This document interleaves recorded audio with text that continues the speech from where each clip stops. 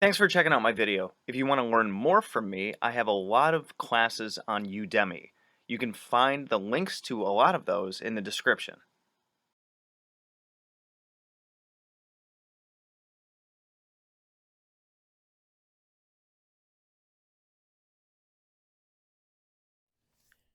Alright, so today is August 23rd. If you are a Patreon or channel member, you're going to get this video today.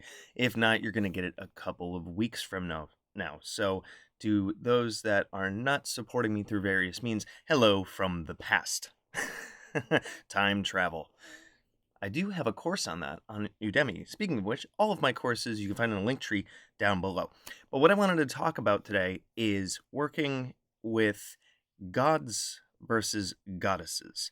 So, in the Kabbalion, you have the law of gender, where there are two different ends of a spectrum, let's say.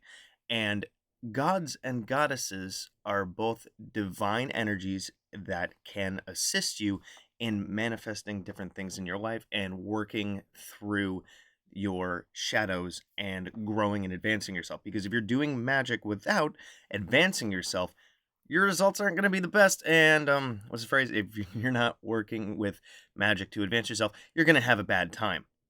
I really should just slap that meme in here. Maybe I will, maybe I won't. Depends on how much energy I have, because I jet lag still, and I woke up about an hour and a half ago. Breakfast. Anyways, so masculine and feminine divine energies, if you read about any gods and goddesses, and specifically do some research after this video, and or think about any gods and goddesses even ones that are divine pairs, you'll find that there is a difference between what the male does and what the female does, but they are kind of, what's the phrase, simpatico or complementary. So I'm just going to run through a list here, and then what I'm going to be working on, the next couple of videos that I'm going to make, I actually have a series of 9 videos planned when I get around to it, of just specifically working with the divine feminine, because I think that as far as magic and witchcraft goes, there's a lot of misconceptions about working with the divine feminine and the divine masculine, which I might actually make another series of videos on. There's misconceptions with that too. Not just because we have been societally dominated by the divine masculine in a way that society tweaked it to fulfill its own mundane means. And even with the divine feminine, the portrayal of the divine feminine and who she is, or who they are, because there's many, has also been tweaked by society for mundane means and egoistic means, if you know what I mean. So let's just start going here. So I have the panel with my camera over here on the left, and I have all of my notes over here on the right. So I'm going to read off the notes and then probably go off the cuff. So when you align yourself with the gods, divine masculine beings, you're often met with forces of structure, direction, and illumination. So the divine masculine gives structure to existence, right? The masculine divine is frequently experienced as a ray, something that descends, pierces, orders, and gives clarity and form. I mean, if you've ever seen that stereotypical thing of how a guy goes to the store, like how I go to the store. I go straight to where I need to go, I grab the thing, and I leave. I'm in and out in 30 seconds. And then the divine feminine flows, which is why when my lady goes to the store, she goes around the entire store and takes 5 times as long. There's a difference there. So the experiential qualities, a sense of being called upward and outward. So the divine masculine is more of an ascending kind of thing. You want to think like Father Sky, Mother Earth, right? So we're trying to reach higher realms with the divine masculine. Even in the character edition, you have Witakocha, you have Father Sky, you have Taita Inti, he's all the way up there. And then you have Mother Earth, who of course is down here. You have the rain being representative of the masculine, and then the earth being representative of the feminine, and they meet, right? So you feel strengthened, steadied, emboldened. So when you need to go and tackle something, that's for the divine masculine. Receiving wisdom as commandments. So not just ideas of what to do and how to live and how to be, but structured rules, right? I mean, look at the Old Testament. You know, Yahweh gives the divine laws, or even the Code of Hammurabi, which is what those the the Jewish divine laws is based off of, by the way, because it's cultural transmission and yada yada. It's a clarity like the sun breaking through the clouds, direct, sharp, uncompromising. You ever stand when there's outside when there's a ray of a sun? It's hot. It's piercing. Speaking of which, summer's terrible. Can I have 20 degrees and snow, please? So the benefits of working with the divine masculine is courage, willpower, discipline, and boundaries. And it's in an alignment with archetypal path making, purpose, vocation, destiny. So if you need to go out and do something and you want to build something in your life, you need to go and handle a problem. That's when the divine masculine can assist you in figuring out how to break down those barriers in the external world, mind you, in order to get the job done. So another little sidebar. The divine masculine is like the outer material world, practical kind of stuff that you can use spirituality and magic to navigate through. And the divine feminine is more of the internal world. So the conscious mind is more masculine and the unconscious mind is more feminine. And also with the divine masculine, the ability to stand in sovereignty and take decisive action. So rather than going with the flow, you're choosing what to do and you're doing it. Then we're going to flip. Working with the goddesses or the divine feminine. They're more like wells, rivers, wombs, and moons. So we're talking things that flow. We're talking things that aren't entirely material. Like water takes the shape of whatever container it's in. A rock is a rock. So you have solid, masculine, and flowing, mutable, feminine. They're currents of containment, nature, disillusion, and renewal. Given that the feminine has a womb, right? The divine feminine is all about birth, rebirth, recreation all the time, and cycles. That's why the ladies are aligned with their cycles, with the cycle of the moon. Cycle of the moon, 28 days. Feminine cycle, also 28 days. So the divine feminine is experienced as a cup, something you drink from, sink into, to be held by, and remade with. So the divine masculine is like, get up and do the thing. And the divine feminine is like, sit with your stuff. Be in it, experience it, feel it, go inward. Divine masculine is upward and outward. Divine feminine is downward and inward.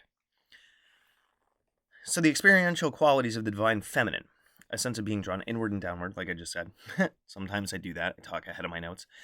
Feeling softened, embraced, dissolved. If you think about even death and decay to allow new life to come in. I mean, I'm only going to be here, some 90 odd years, and new life comes after that. And even the cycles of the seasons. We have some really beautiful flowers outside, and then they fade away, and then they come back next year. The divine feminine is all about cycles. Masculine is point A, point B, get it done. The divine feminine shows that everything is a cycle, right? So you have a cycle versus a straight arrow there. Where did I leave off here? So wisdom comes as a mystery, a symbol, and intuition, like whispers in the dark.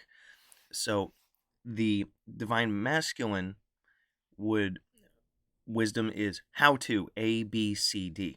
And the divine feminine is more of deeper, broader understanding of different things. So the divine masculine is what you do, and the divine feminine is why you do it. The benefits of working with the divine feminine: deep emotional healing, opening of the heart, release of trauma. So divine masculine helps you get stuff done. The divine feminine helps you to decompose, compost the different things that you have been through and healing those kinds of things. So then when you go out into the world and working with the divine masculine, you're not held back by those other things because you've composted and transformed those things. It's the fertility of imagination, creativity, and vision. So the divine feminine is the ideas behind what you do and the inspiration of why you're going to do it. And the divine masculine is the okay, this is what we're doing, and then going and doing it. It's reconnection with cycles of the body, nature, and of the soul. So even whether you are, you know, regardless of your persuasion in terms of what you identify as or whatnot, you gotta you gotta see yourself as both, because we all have anima, animus, and masculine and feminine qualities within us. So your cycles, for lack of a better term, you know, um, trying to rattle off some examples here. Some people are very, very, very, very good at doing certain things at certain times of day. I'm very, very good in the mornings of waking up and getting stuff done. And then other people, their peak time may be later. Some people don't need to sleep that much. Some people do need to sleep more. That's why I wake up about 2 hours before she does. And you can even, as a man working with the feminine, you can even track how different things go about in your life based on the moon cycles. What's happening during the waxing moon? What's happening during the waning moon? And that steps into astrology and how those kinds of things can really help you interpret when to do stuff and how those different things affect you. Because even the art of astrology, because it's that deeper wisdom about yourself, is more of a feminine art, for lack of a better term. So, let's see. And the divine feminine is also a felt sense of being beloved, safe, and reborn. Because, look at the original death and rebirth and transformation story. That's Inanna. That's the divine feminine. And then, of course, it got transliterated and borrowed and adapted for society and culture. And that's why you have the Jesus story with death and rebirth. And yeah, so then let's talk about them together. So divine masculine, divine feminine, neither is better. They're two halves of the same thing. In the character tradition, we call it Yanantan. It's balance. Complementary opposites whose marriage produces wholeness. Working only with the gods can leave you hardened, overly rigid, and burning out in relentless solar fire. Working only with the goddesses can leave you lost in tides and shadows, lacking anchors or direction. So it's important that, if you are working with any divine beings, what I want you to do is, if you're drawn to a certain pantheon or a certain god or goddess, regardless of which one you start with, look at their pairing. If you have Inanna, you have Dumuzi. You have Odin, you have Freya.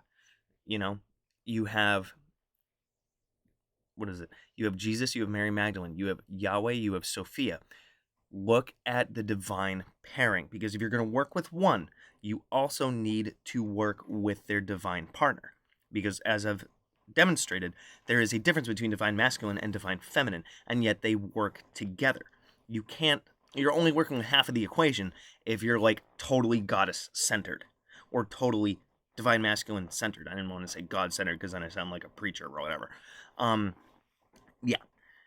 So when you weave them together, the god is the chalice bearer, the goddess is the flame within the chalice. You become a grail in yourself.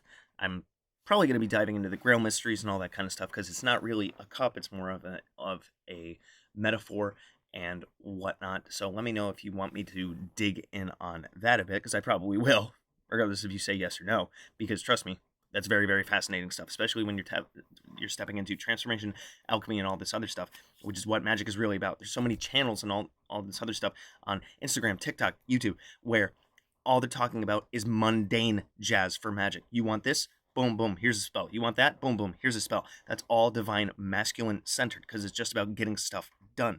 So they're lacking that divine feminine, deeper wisdom stuff. And if you've read any of my books, there's a lot of really good wisdom in there. Shameless plug, I know.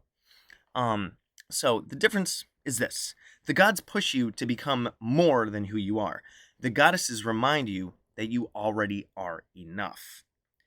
So moving towards something with the knowledge that you can do that thing. Because if you think about it, who believes in you more than you do?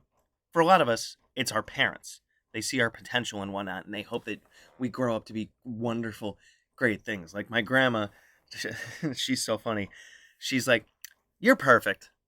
I'm biased, but you're perfect," right? They hold that bigger vision for you. And if you're in a really, really good partnership with somebody, like I see the potential in my lady more than she sees it. She sees the potential for me more than I see it. And it's about that guidance stuff. She needs the help with the masculine direction of, okay, you have this awesome idea. This is how you get it done. Boom, boom, boom, boom, boom. And I need her inspiration of like, I know how to get stuff done, but I don't exactly know what to do, right? So find yourself somebody like that, by the way. And then yeah, so that is the end of my notes for this one. This one went really, really well. So I'm going to nuke the notes on this because this video is now done. So, as far as the divine masculine and the divine feminine goes, let's just kind of summarize it here. They are complementary opposites. They work together. If you are only leaning on one side, you are missing half of the equation. If you are working with a god, you need to work with that god's partner. If you are working with a goddess, you need to work with that goddess's partner. Now, can you work primarily with one for a while just because maybe you need some like deep emotional healing and stuff? I was going to say yes, but then I kind of understood it a little bit more as I'm talking. If you are working with a goddess for transformation and healing and stuff like that, you can fall into the spiritual bypass healing trap that I talked about in my last video. So you also need the aspect of the divine masculine of move through this stuff. You don't want to get stuck in the water. You have to swim through the water and eventually find the shore. And by water, I mean your subconscious, your unconscious, and all that baggage that's in there. All right. So, yeah, let me know what you guys think about this one. Drop any of your thoughts in the comments. Let me know if you want me to talk about the divine masculine, the divine feminine more, because I probably will, and any other things that I might not touch on, or you're like, man, I really hope he talks about this. Definitely let me know that down in the comments, because this is a conversation, and all of my videos are. And if there's stuff you disagree with, stuff that you like, definitely let me know, and I will see you in the next one. Good hunting.